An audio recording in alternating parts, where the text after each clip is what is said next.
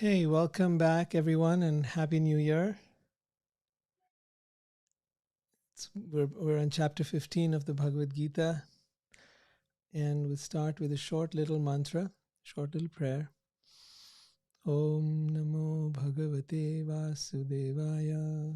Om Namo Bhagavate Vasudevaya. Shri Krishnam Sharanam Mama. Shri Krishnam Sharanam Mama.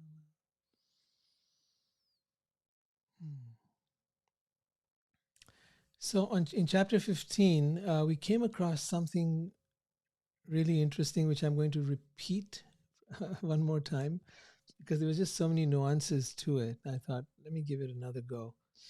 That was chapter 15, text number 7, where Krishna says, Mamai vamsho jiva loke jiva bhuta sanatana. He says, the living entities, before that actually, he says something else. Let me just go back one more step. See if I can get you in on this. Chapter 15, text number 6. We'll start with 6.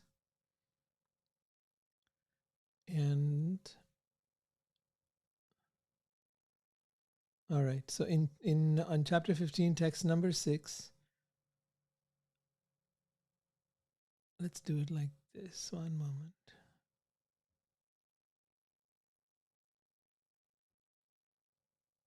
All right, and I'll think what I'll do is I'll share the screen here so that you can see it as well. Excellent. All right.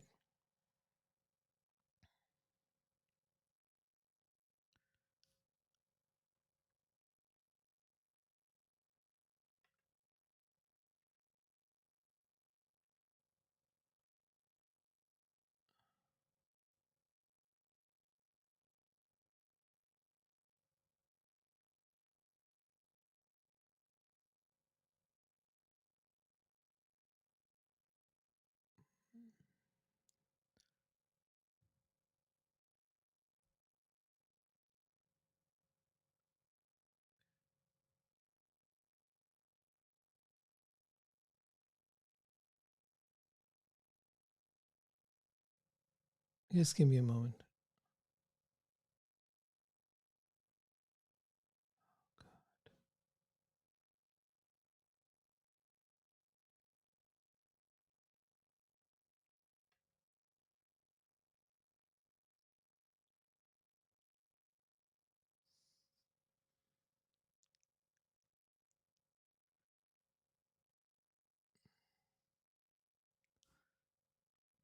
Trying something new and it just isn't working out. So I'm just going to go with what I've got. All right.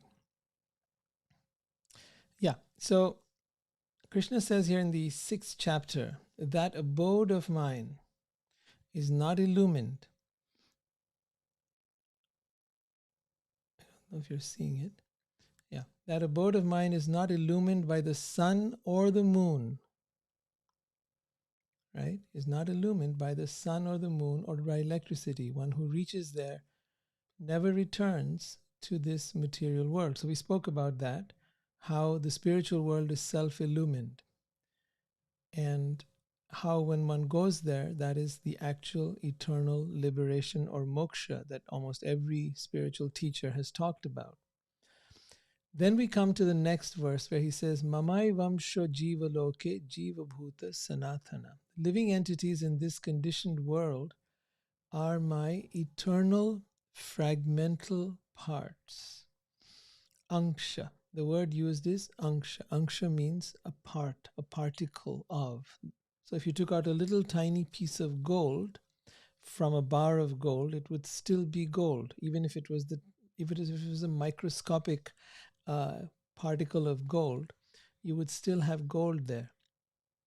So we are that microscopic particle of the divine, right? Anksha. That word is very important. And then he goes on to talk about in this jiva loke, that is this world of conditioned life, right? That we are, the eternal living entity is present within this world where everything is temporary. and he's being controlled by the mind and the senses. It's a very sad state. We who are free find ourselves trapped within a body, within a mind, struggling to try to make sense of a world that doesn't make any sense to us. So that struggle actually leads us towards trying to be comfortable, leads us to trying to be safe, leads us in so many different pursuits.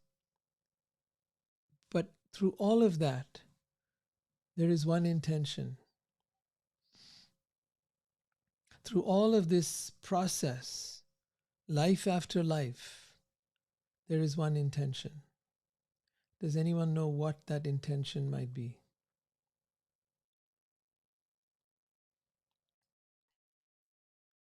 All right, to find happiness. Yeah, we all want to find happy. Yeah, right. See, Mariah, you've gone to the heart of the matter. If you have the source of love, if you have the source of happiness, then what else do you need? Because you have reached the fountainhead, the ocean. The ocean is filled with water. It is filled with everything that you ever desired. So you're absolutely right in that. So we can chase one thing at a time, love, happiness, peace, or we can come to the source of it all and have it all simultaneously. The reality is that that which we seek, as I'm not sure if it was Rumi or who said that, but that which we seek is seeking us. God, the divine, whatever name you're trying to give it, has been seeking us for thousands of years. Every one of us has been longing to be reunited with us, just as much as we are.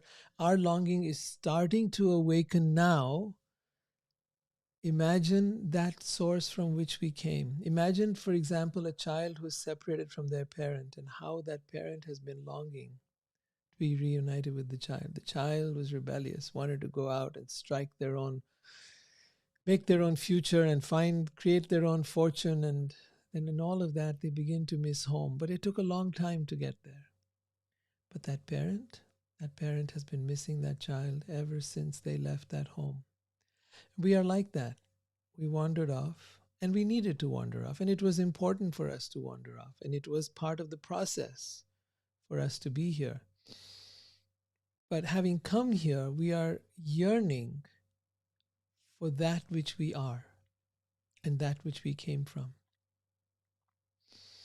We are yearning to be reunited with ourself and our Creator. You see, it's this longing to go back home, this longing to find. Rumi talks about the reed. He says every time that reed has been taken from the riverbed, and then you play, it's been turned into a flute.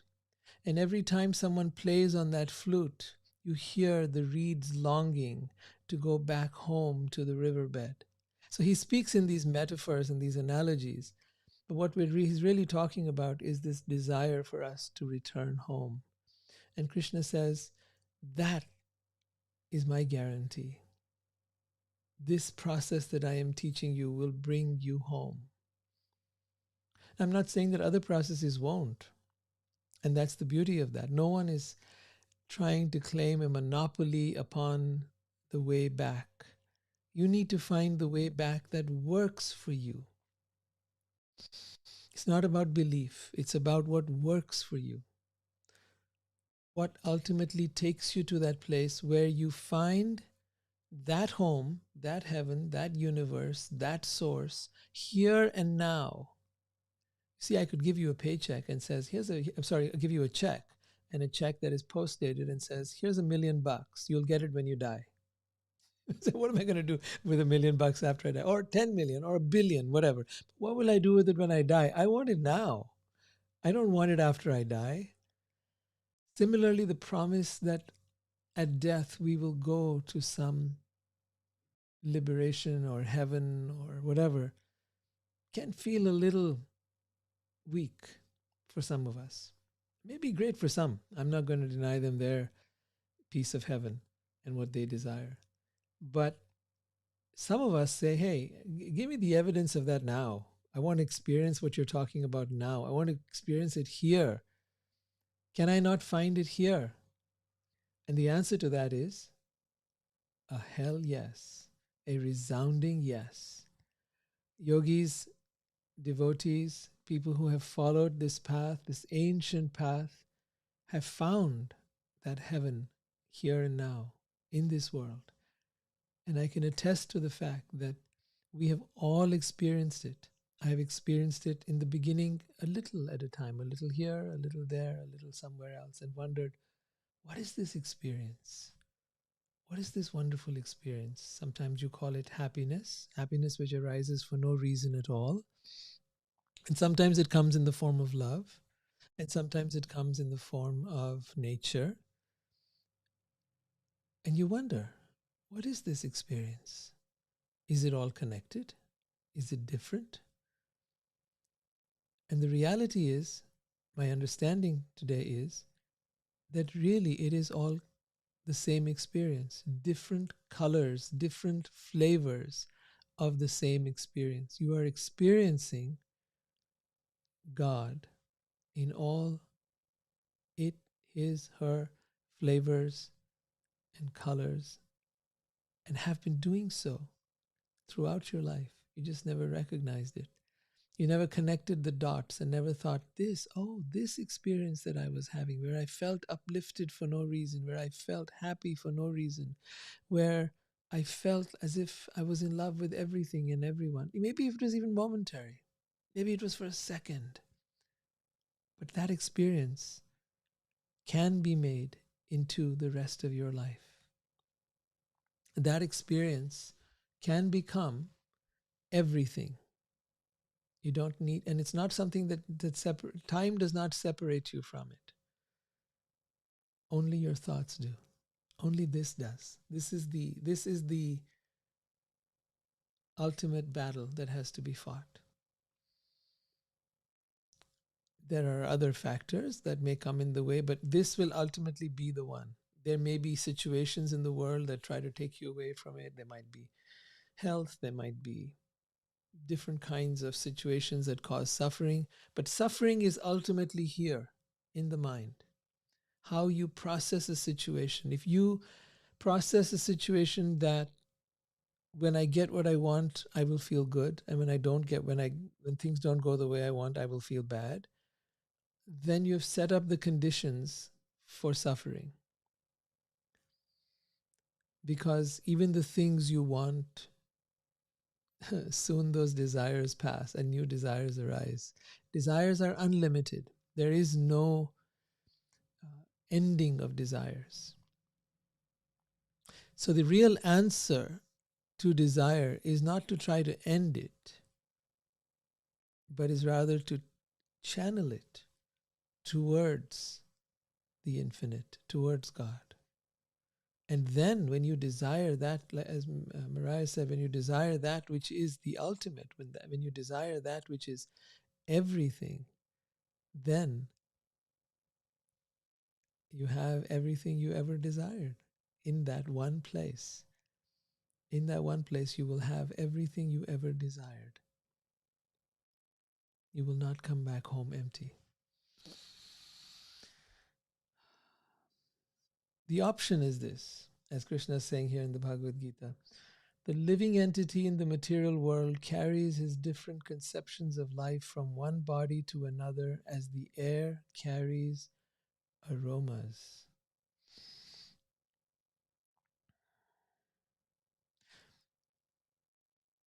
Air has actually got no aroma of its own. Air has no fragrance on its own. It is when it moves over a bed of roses that it begins to smell of roses. And when it moves over garbage, it takes the smell of garbage. But in and of itself, it has no aroma. Water takes the color of whatever it moves through. In and of itself, it has none. And similarly, consciousness has no quality that you can describe.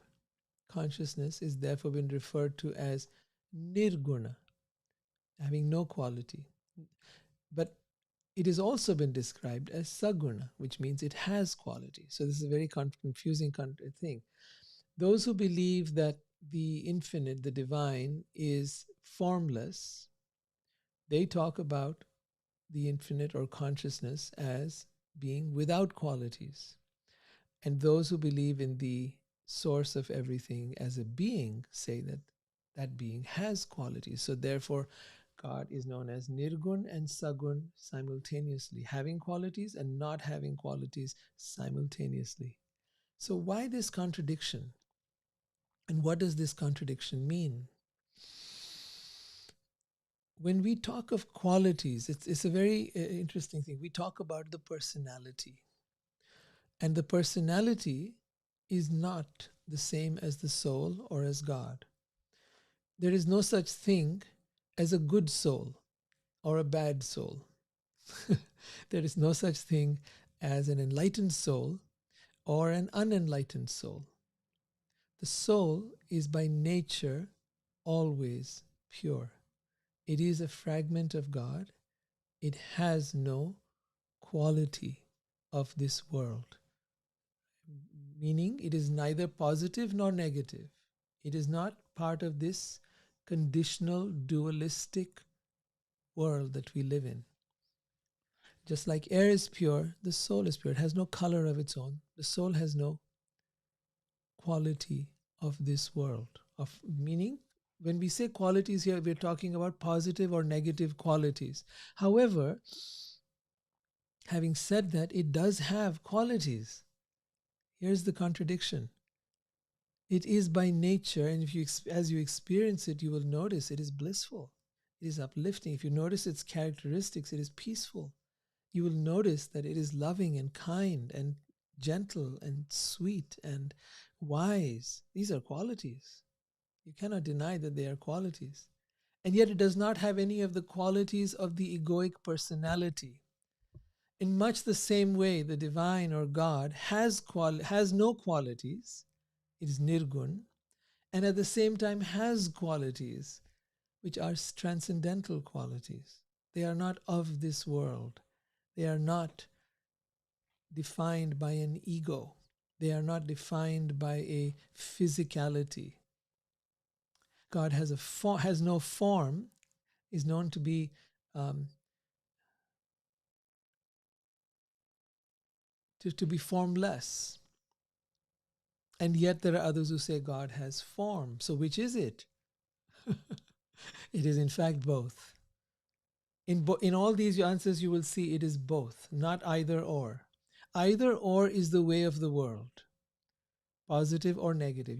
Something cannot be positive and negative in most people's minds, in most people's personalities, in most people's way of thinking. I either like this or I don't like this.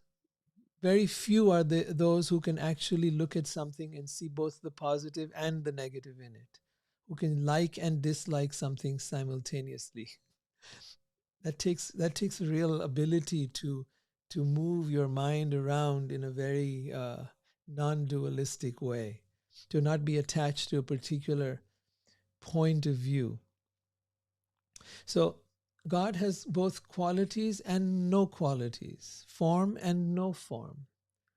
So formless would be the Brahmajyoti, the divine, the light, the universe. And having a form would be like the form of Krishna or the different avatars of Krishna that come out from time to time. He often comes in other forms besides the form that you see in that picture there. So here in this verse, he's saying that the living entity carries his different conceptions of life from one body to another as the air carries aromas. Now you may wonder, why are certain people so different than you are? I don't know if you've had that experience. I've certainly had that experience. And I've also had the experience of trying to wonder if they could change, if it was possible to create a better world by trying to change people and influence them. And I've had to learn from like this very line here that people are carrying their different conceptions of life from one body to another, from one lifetime to another. And they are working through those understandings of life and are very unlikely to change in the course of a given lifetime. Very few are those who are on a rapid spiritual path of growth, who are picking up new inputs, sometimes contradictory inputs, and who are learning and growing and moving and adapting and evolving rapidly. If you are one of those, you may have noticed that very few people around you are doing the same thing. They're usually stuck in their particular way of thinking. So, for example, if you were identified with a particular political party, you might have a very hard time understanding the views of a different political party. If you were caught up in a particular ideology of any kind, or even set up, it could be created by gender, it could be created by sexual preference, it could be an identity created by the body or a race or any number of things. If you are caught up in that identity, if you are identified with that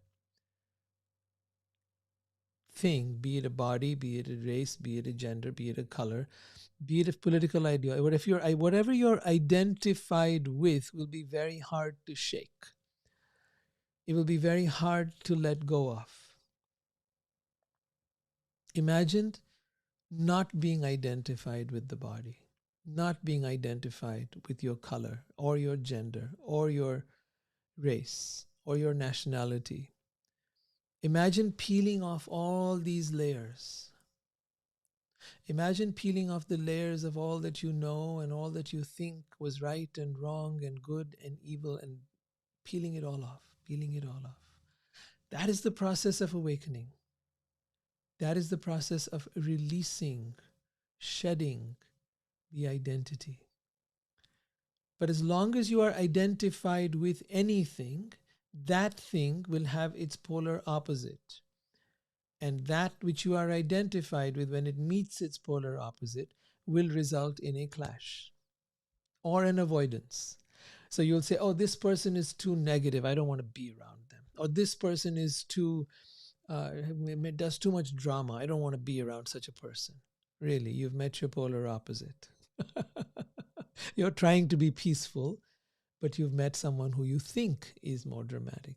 Your challenge is not to avoid this person, but rather is to find your peace, to find your spirit, even in the company of such persons, so that you are no longer identified with either being peaceful or being, let's say, conflict ridden or dramatic or whatever else. It is not choosing either side. It is not being on either polarity. As long as you are on either polarity, the opposite will be there it will oppose you, and it will show you up for the fallacy of your identity. So remember this always. And this is the point he's making here, that the living entity, you will carry these identities, these conceptions of life, these notions of good and evil, of right and wrong, of what should and should not. You will take them with you life after life after life. They will become the building blocks that keep you in this world. Letting them go is the way of liberation.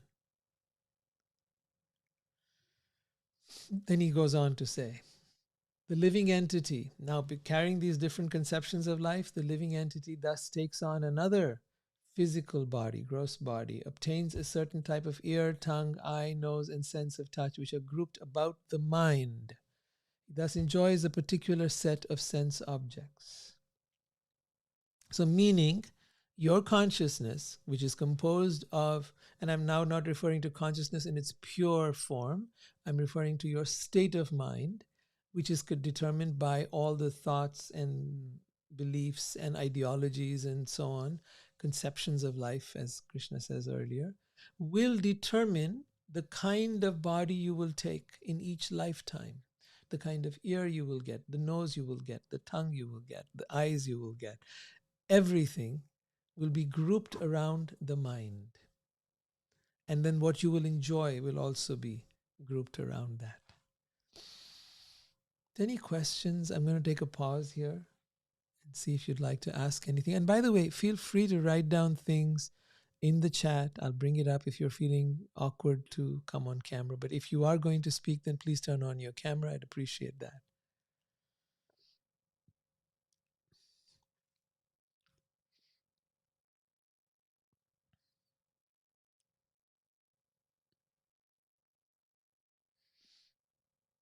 Any questions? Anything you'd like to ask about this so far?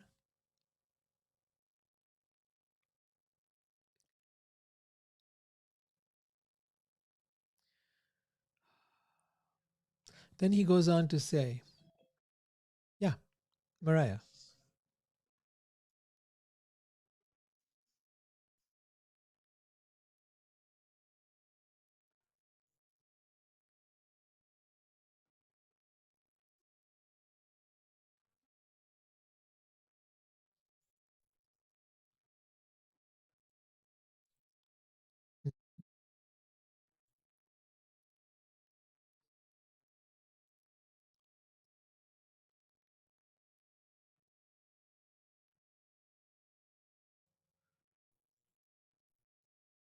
Absolutely. Absolutely. There is a verse, I'm not sure if it's here or it's coming up later, which says that wherever and whatever your mind is fixed upon at the time of leaving this body, to that state you will attain. If it's fixed on God, you go to God.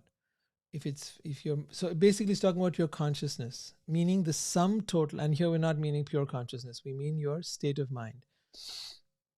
So whatever your state of mind is, in other words, if you'll notice, when a person dies, they uh, their entire life flashes back in front of them. You've heard of this, right? Now, what does it mean their entire life flashes in front of them? That means that they get to a recap of their entire life. And because they get a recap of their entire life, they are now getting to see that which they have done and thought and believed. And so that is going to create their next destination, their next body, their next, where they will take birth.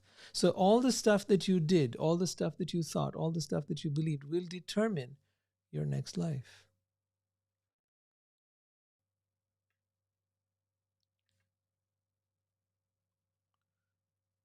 Are you getting that?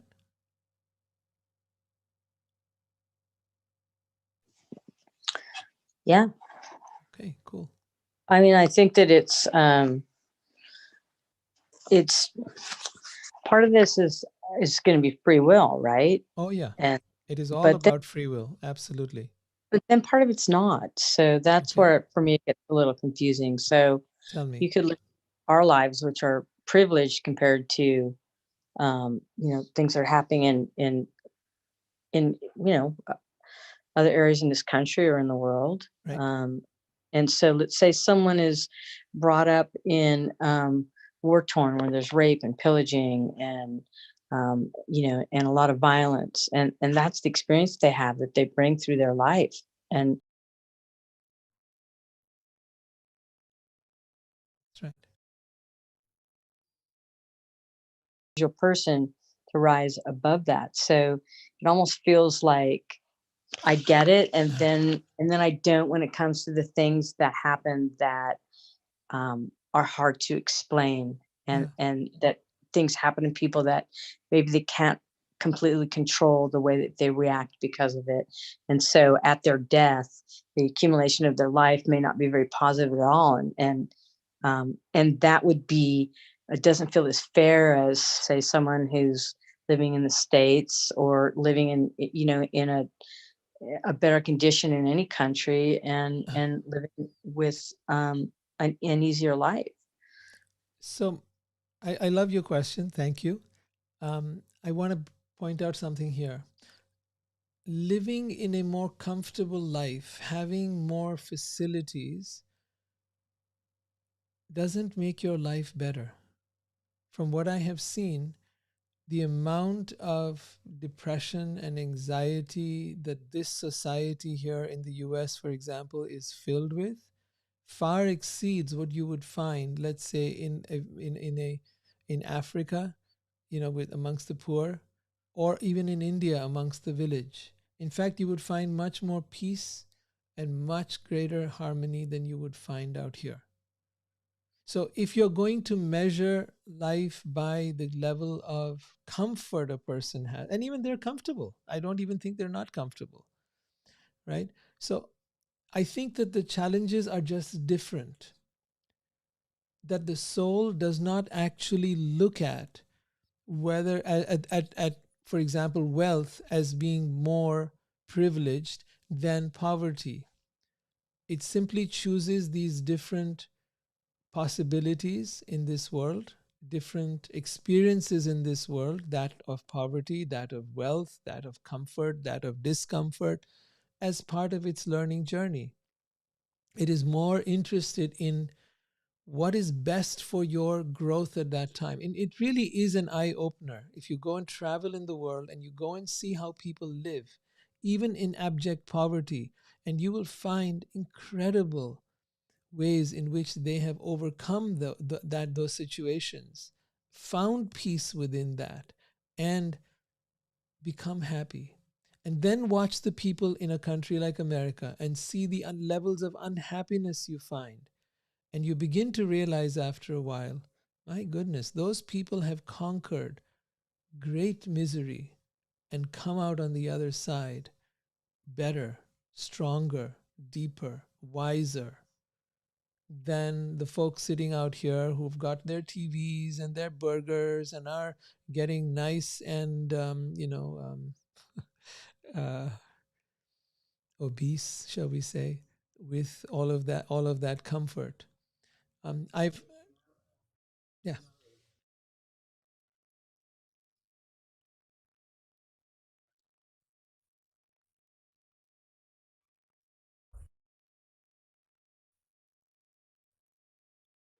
he used his life to battle that. But as far as the moment of death goes, the amazing story with him is he was shot. And as he was shot, he repeats Ram, Ram. And that's where his state of consciousness was as he's dying. And he's also giving. yes, yeah. Wow. Thank you. Yes, yes. Oppression and poverty, but it's like a lifelong, it's a lifelong practice. It is It's a like yes, that's the heart of it, Craig. It's a lifelong practice that leads to that. So the circumstances of Gandhi's life, the circumstances of a person's life who is living in poverty or oppression may seem very shocking to someone who doesn't have that. I mean, who's living a more comfortable life. But then go to that person who has the problem with a comfortable life is we get lazy. We get, we get, how do you call it? Like if you didn't go to a gym ever, if you didn't exercise ever, if you didn't walk ever, what would happen to your body? It would start to become weak. If you didn't move, didn't do anything, you would become weak. The more you challenge yourself, whether it is physically or mentally, the more alert, the more like empowered you become. So all of these situations, if we view them from the viewpoint of comfort and safety and security and all of that factor, like the human factor, then yes, it is much better to be born in a country like America, to be born to have rich parents, to have a good education, and to be successful in the worldly way. Definitely seems to be a great option. But when you look at the soul's evolution, I'm sorry, it's quite the opposite. The people who are in hardship are actually doing serious, heavy lifting. Imagine yourself in that situation, how you would have to challenge yourself, how you would have to really rise above the circumstances that you are in and find your peace there. To me, that's been like a driving point in my life. Like I've given you all the example sometimes where I would choose to walk out in the middle of the afternoon in summer where it's 120 degrees Fahrenheit in India, that is around 40, 45 degrees centigrade, and choose to go for a walk in the middle of the afternoon. People say, "You're nuts. Are you crazy? What is wrong with you? Why would you do that?" I was like, no, this is my sadhana. This is my practice. Can I hold my peace even in this blazing fire of heat that is outside? Can I do it in all different circumstances? Can I find this thing that I have found? I must test it. I must put it in the fire. Like, when you take steel and you put it in fire, or metal, you put it in fire, then it becomes steel, right? You must that's how it's hardened. That's how they make a sword, for example. They harden that steel again and again and again in the fire. And in the same way, the fire of life is there to build our spiritual power. So keep challenging yourself. When you find one piece, go for the next and the next. Go keep developing that. And it doesn't mean it has to be hard work. It means that as you practice, it becomes easier. It becomes more effortless. It isn't, what I was doing 15 years ago and 20 years ago doesn't feel like anything now. But it's through the daily practice. I think someone gave the example the other day of little drops of water falling on a rock will actually erode that rock which seems so hard and unbreakable, gets eroded by little drops of water which seems so inconsequential. Drops, I mean, like, come on. Can a drop of water break a rock? And yes, it can. So it is in the same way that we penetrate this physical world and learn to rise above it. The point is, if you want to go beyond suffering in this world, then you have to learn this art of walking into of being able to firstly connect with yourself, find out that piece of who you are, and then start exercising that, start developing that, start expanding that. You do that by walking into different situations and holding that inner space, holding that space of awareness, holding that space of being spirit, being who you really are. I see that Neha's got a question. Neha?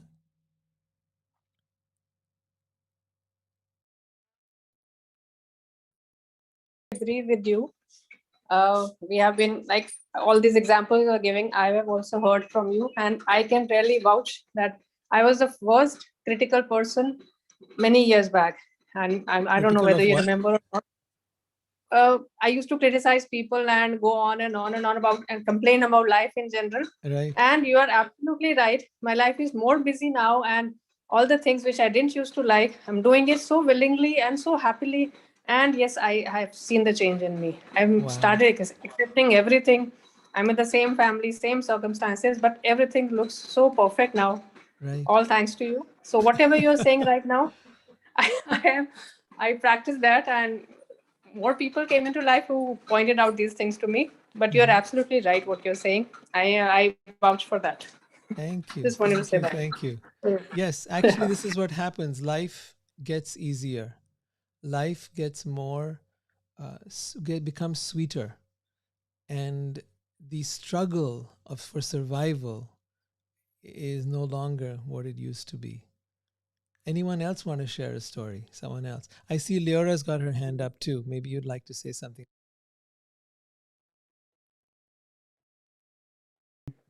I learned it from Pema Chodron. I think it's Shanti Deva. And it goes, there is nothing that does not grow light through habit and familiarity. Putting up with little cares, I'll train myself to bear with great adversity. That's what I wanted to share. We lost your audio a little bit. Could you say it again? There is nothing that does not grow light through habit and familiarity. Putting up with little cares, I'll train myself to bear with great adversity. Wow. Yes, we have to train ourselves. I love that. Train ourselves to be able to be with adversity. What appears as adversity, once you welcome it, once you see, when you resist it, is where you feel you suffer.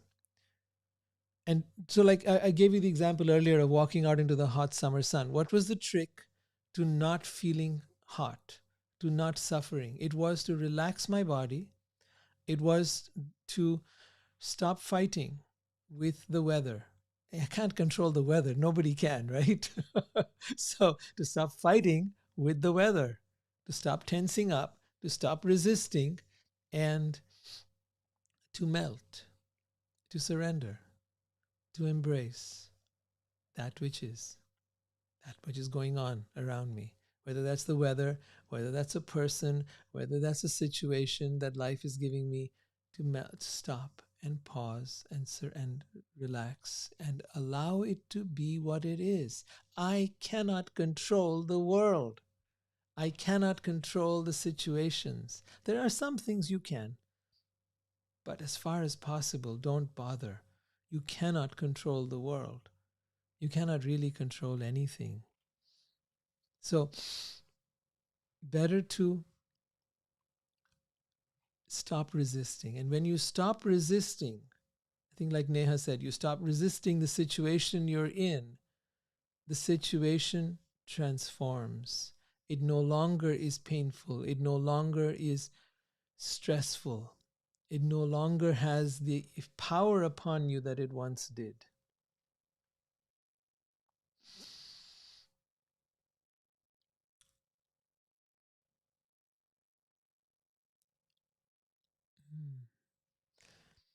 Krishna continues in the Bhagavad Gita, chapter 15, text number 11.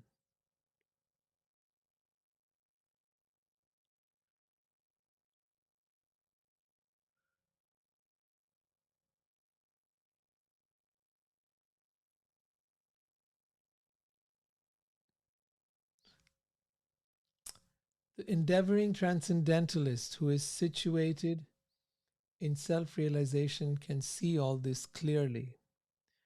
But those who are not situated in self-realization cannot see what is taking place, though they may try to.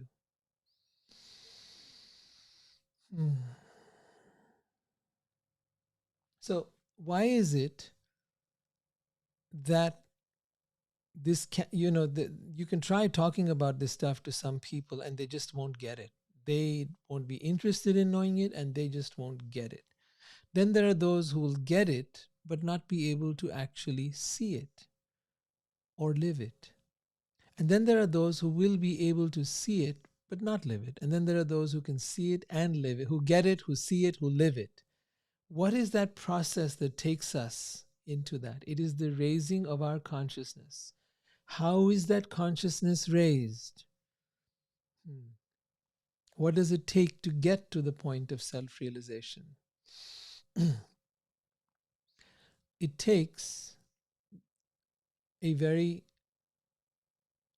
powerful process, which some have described like the cleansing of a mirror. The mirror is already there. In the mirror has the capability to show you who you are. You who wish to be seen, if you wish to know, who am I? If you wish to know, what is my true nature? What is my highest self? What is my most, people say, I want to be authentic. Okay, good to hear that. I want to be real. Okay, what is that you're talking about? What is authenticity? What is being real? Is it being authentically your likes and dislikes, your personality? Is being real simply being identified with your thoughts and emotions and with your likes and dislikes and your beliefs and your... No. That stuff is there, sure. But can you rise beyond it? Get to know the real you, which has no thought or no emotion, which has no beliefs, which has no preference of liking and disliking anything, which is here for the adventure and nothing else. You are here for the ride. This experience of life, be that experience one of poverty, be it one of riches, be it one of youth or one of old age. You are here for the ride. Now the question is, are you going to scream and yell and resist? Are you going to be like the person on the roller coaster who, when the roller coaster goes up, they have, they have this sort of feeling that goes and they go, and then when it goes down, it's screaming all the way, right? Are you going to be like that, or like the person who is got a moment of reprieve as the roller coaster goes up and you're starting to feel better and you're starting to ascend towards the sky and you feel like, this is such a beautiful view from here. And then suddenly you reach the top of the roller coaster and boom, you come down.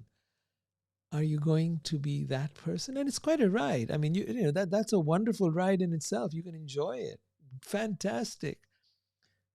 And then comes the part where you've done that enough times. And now you've done it like for 5 times and 10 times, one after the other, after the other. And then you say like, okay, I'm a little bored of this now. I can go to a bigger roller coaster. I can go to a, but I'm starting to feel sick. I'm starting to throw up now. I'm getting nauseous by all this up and down, up and down. I want a break. I want to get off the roller coaster. And they say, you don't get off the roller coaster. So what do? I'm going to have to find a state in which the ride no longer affects me. I am neither elated when it's going up with the sense of relief, nor am I anxious and fearful when it's going down. I become equipoised. That's the way to go. It is in that state that one begins to become free from the suffering of the world. It is in that state. And that state, here's the key part. That state is not possible for the mind. You cannot think your way there. You cannot wish your way there. You cannot set intentions to get there. You cannot have goals that will get you there. No, none of that is going to work. That's all being done by your mind and your ego. You can't set a 5-year plan for it. You cannot say, none of that is going to work. This is a different realm. This is a different domain, and it works differently. You're going to, I think Mira said it beautifully. She says, I gave the price for what? To get God. What was the price? I gave all of myself, and He gave me all of Himself. The price was very cheap. I got a great bargain. So that's the way the transcendentalist sees it. It's not about struggle. That's the way of the world. It's not about hard work. That's the way of the world. It is about giving yourself completely to the process. Completely diving in. Not putting your toe in and wondering, should I do a little more, a little less? What if, will I lose all my desires? Will I lose my home? Will I lose everything? You will not lose anything other than your false identification with everything. That is what you stand to lose.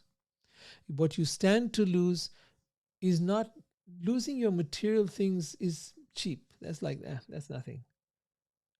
I was 19 years old when I did, 20 years old when I did that. Became a monk for many years. And I thought, this is the ultimate way to go. I didn't make any real spiritual progress during that time.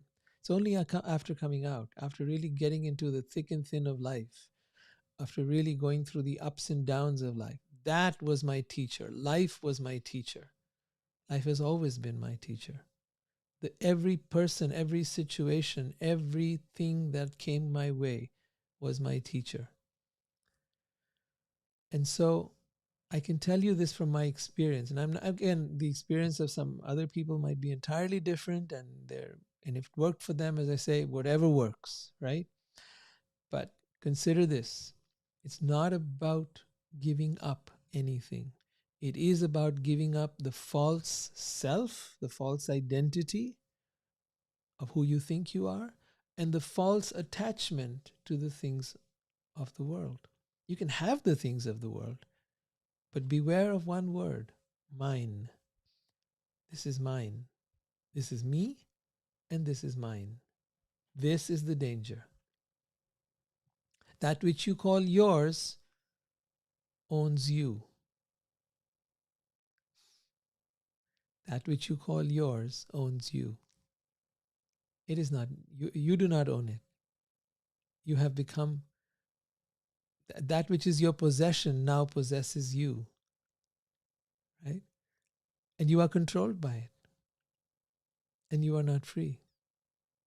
So the idea is, yes, one way is you could give up everything of the world and walk away. But the problem is that the tendency to become attached to things will follow you. Better it is that you be in the world and let go that tendency to hold on to anything as mine or me or mine. Let go that. That is that sense of identification. That is that sense of attachment.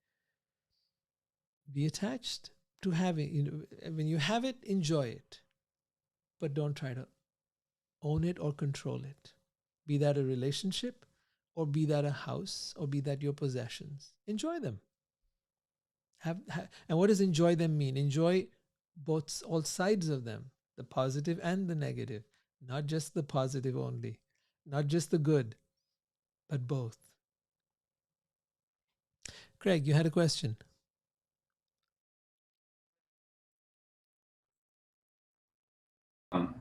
The Bhagavad Gita teaching us the 4 types of yoga, the karma, the bhakti, the raja, the gyan. When you mention life as your teacher, does that encapsulate one of those yogas? Yeah, thank you. Great question there. I think if you just stick to, if you watch how Krishna is teaching the Bhagavad Gita, you will see that it's a progression. And what I found is this, that you need knowledge. For example, you need gyan, you need the sense of knowledge. You need the sense of detachment that comes from, so that was Gyan Yoga. Then from Raja Yoga, you need the sense of doing something, that is Karma Yoga. Because if you have not done anything, you will have nothing. If you have nothing, you will not be attached to anything. See? And if you have not attached to it, so there's a cycle. One must go through doing so that you may have, so that you may now realize that nothing is mine, and learn how to be able to have things and do things without a sense of attachment to them. Even the doing, he teaches you how to do things but not be attached to the outcome of those of your actions. It is the attachment that causes the suffering. So the other day we were watching a movie about this guy whose job it is to fire people from their jobs.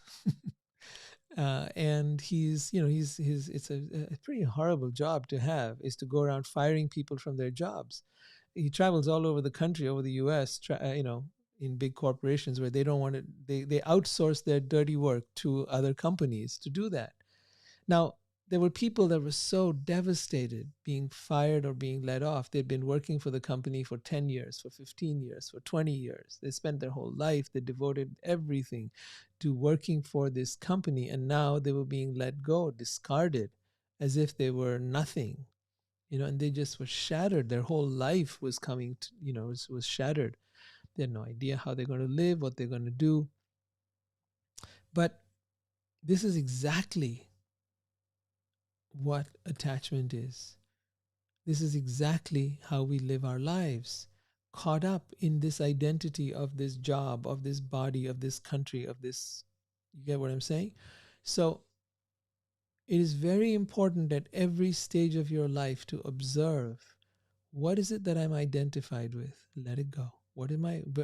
Even down to the thought, even down to the emotion, even down to your life story, let it go. What does let it go mean? It means surrender it to God. Give it to God. Say and how do you give it to God? You say, thank you for this experience. Now there is no resistance to the experience, whether good or bad. So every morning, I've made this my own practice. When I do my morning meditation, I spend a few minutes to thank God for every one of the things that I have and every one of the things that I have experienced, positive and negative. And in offering gratitude for each of those things, you let it go. Why? What does it mean, letting it go? You are no longer holding on to it. See, people don't understand what that term means, letting it go. What do you mean by letting something go? It means that you are neither attached to the positive or the negative of it. You've had an experience, and that's all that it is. You've had an experience. Everything in your life is an experience. So think of it like this. You had a great meal yesterday, and you take the food and you bring it home and you put it in the refrigerator. And then you leave it in the refrigerator. After a few days, it gets moldy and it becomes inedible, right?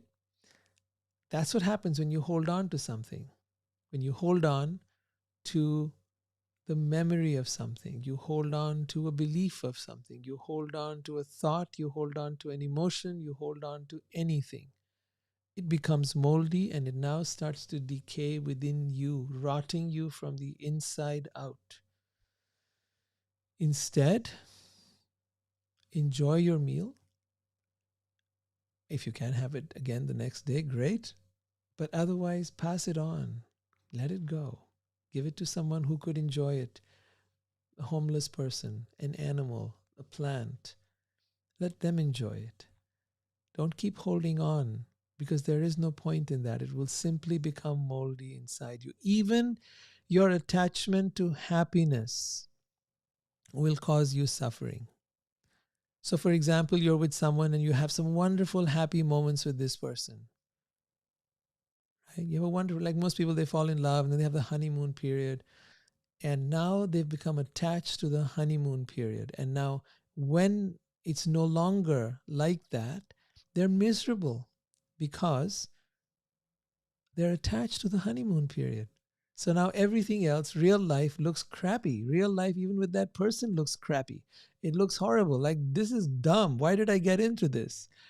Without the honeymoon period, I'm not able to find love anymore.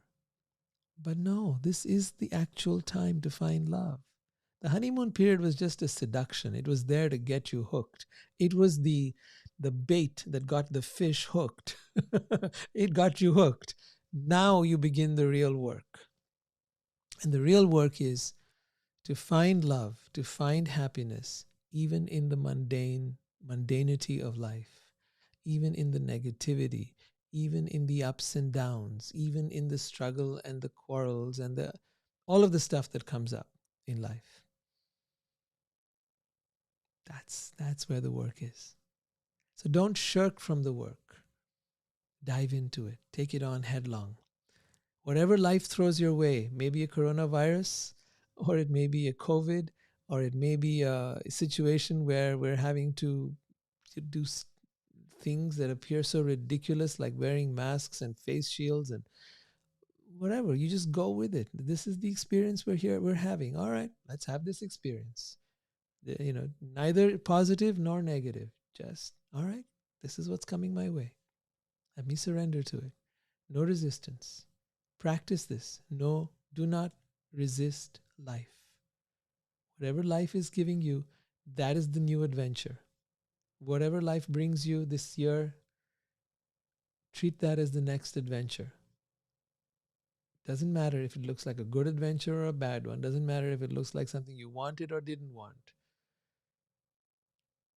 If you didn't want it, that's all the better. Then it's a shocker. Then it's like, oh my God. Oh my, how did this happen? All right, let me throw it back up again. We're coming to the end of our evening today. So, questions. Love to hear your thoughts.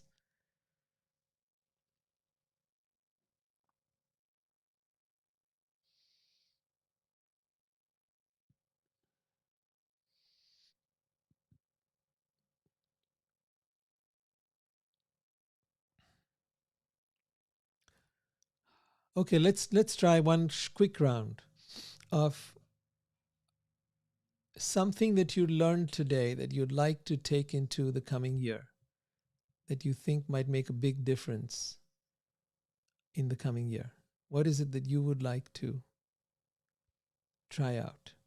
You can just say one line.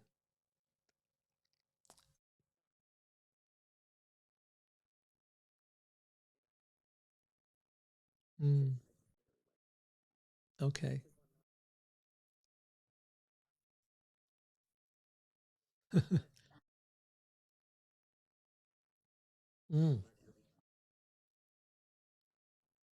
Right. Thanks.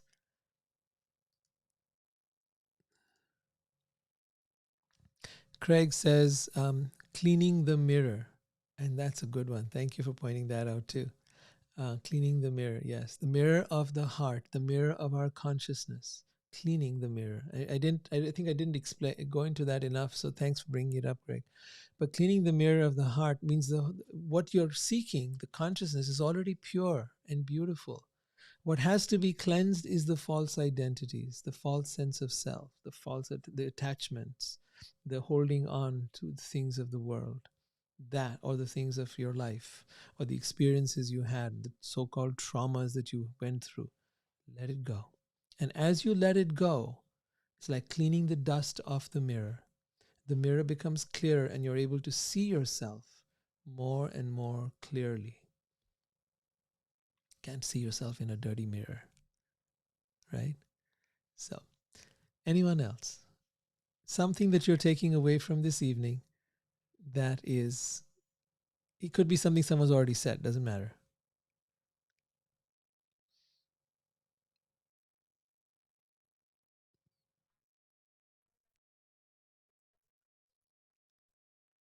Thank you.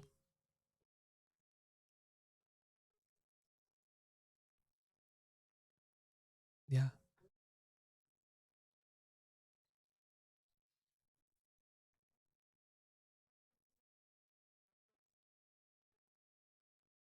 Yeah. Sweet. You're starting to feel that. I know how difficult it has been for you to get there. I know how you've struggled because I've known you for a long time. So I know that you've struggled with that, but it's beautiful. It's amazing to see you arrive at this place now. Good work. Excellent.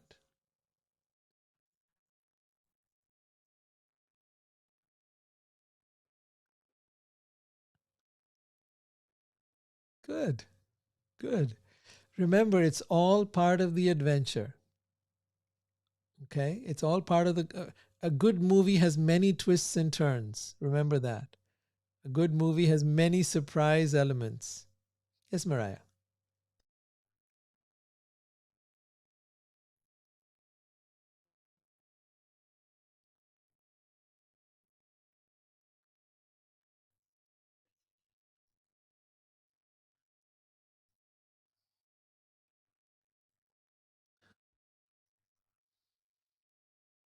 Yeah. Yeah.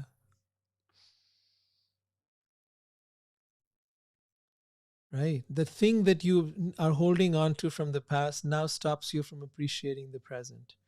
And the present may not match up to that level. It may not be of that same type, but hey, it's got its own beauty. The present has its own beauty. It's a different beauty than, let's say, when you're in a relationship, the first times you met. Yeah, that's got its own charm and it's got its own magic. But there's a beauty happening even now. And because you're comparing, if you're comparing it to that time, then in comparison to that flashy, gaudy initial moments, these little subtle moments, you're losing out on them. So it's important. That's what it means to let it go. Thank you. Amanda, seems like you've got something you'd like to share.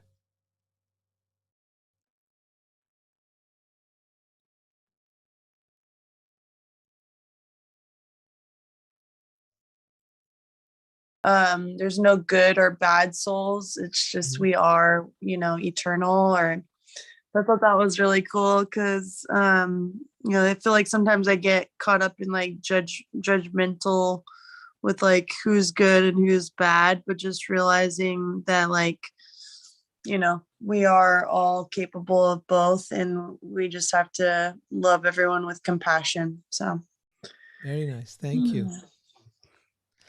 Exactly. And that is, you will, once you stop looking at people as good and bad, and you see them at the heart of them, you'll be able to have compassion. But as long as you're seeing them with the eyes of duality, then you will not be able to have that compassionate heart for them. And we can discuss that further. There's a lot to that topic. All right. Swati, anyone? Gabriel? Any takeaways, any last moments that you'd like to share? All right. I'm not going to push it. Thank you all. Have a wonderful day, night, year, and let this be an incredible start to a wonderful time for all of you. My blessings, my best wishes, my love to all of you. Take care. See you next week. Bye.